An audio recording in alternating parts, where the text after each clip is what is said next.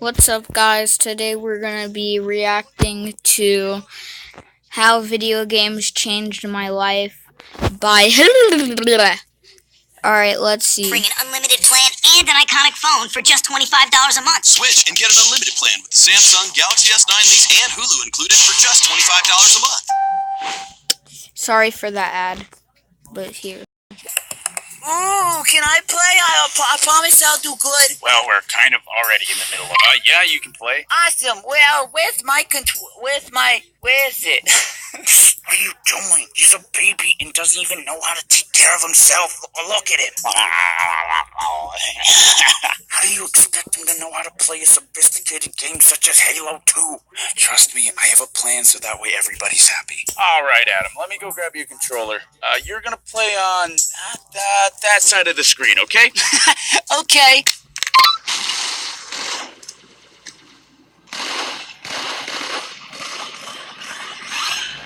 Do I look like a fool to you?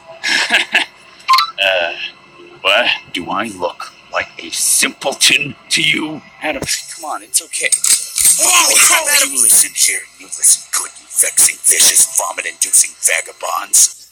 Mom says it's my turn to use the Xbox. Video games are one of man's greatest inventions, next to fire, the wheel, and the bagel. As much as news media and people with stick up their butts find video games to be the next Satan, I have to say, without video games, I don't think I would have grown up to be doing what I'm doing today, as weird as that is to say. I'm spitting fire over here.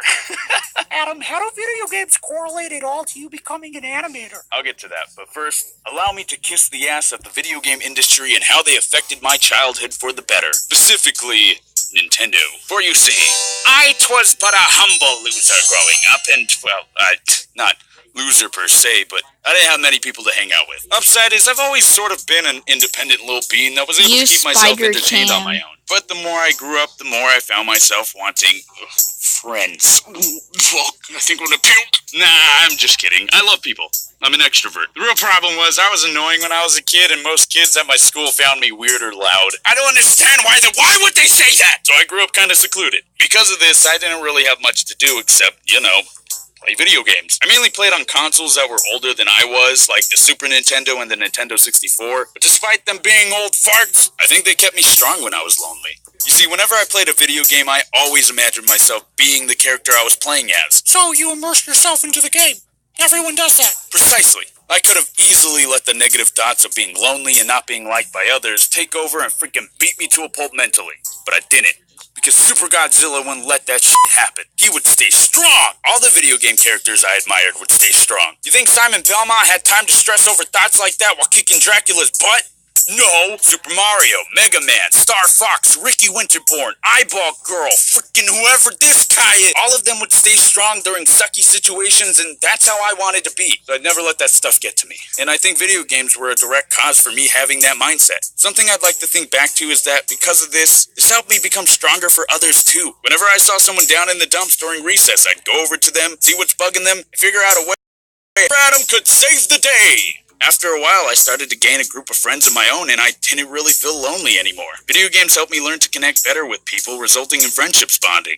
Granted, not in the way intended, but heck it. If it works, it works. I still don't see how this correlates at all to you now. What the? Not even a little bit? Do you think I'm an asshole?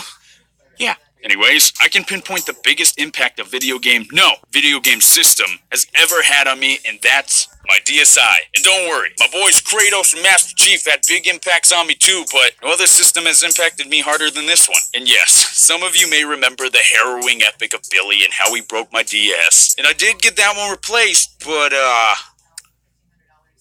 broke that. Apparently the original Fat DS had this problem where the top screen would just fall off. So I ended up with a weird looking Game Boy Advance SP. The DSi, probably till this day, is my #1 favorite system and was the newer model to the original Fat DS and DS Lite. You might Everyone had a DS, and who doesn't know of the amazing game library that it had? It impacted everyone's lives. That was a terrible impression. Well, I will say that the DS library of games did keep my head up high whenever I was down, and even kept my brain sharp with its brain game selection. But nothing has impacted me more than a game, or I guess an app, that can only be found on this system. The year was 2009, and I had moved from California to Arizona. Once again, I didn't have many friends, but that's normal when you move to a new area. Video games themselves were still a great coping mechanism for crippling boredom, but one day a new free app was released on the DSi called, drumroll please,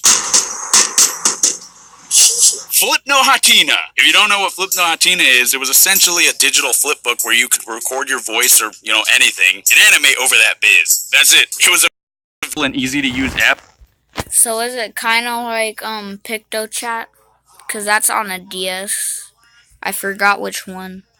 But not gonna lie, when I first saw it, I was just like, this is a cool gimmick. I didn't think much of it, but the more I used it, the more I loved it. The fact I was able to make my own cartoons grew on me stronger and stronger because I had always wanted to be a voice actor, but being I think 12-year-old at the time, freaking 12, I don't know how to get into that industry. So I made movies of my own. What was cool about this app is that they had their own little version of YouTube where you could upload your shorts for everyone to see.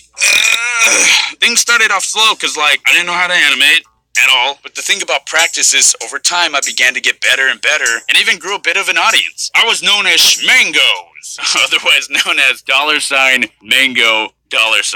A couple hundred people followed me and would tune in to see my shorts I'd post every so often, and in my little boy mind, that just... Here you go.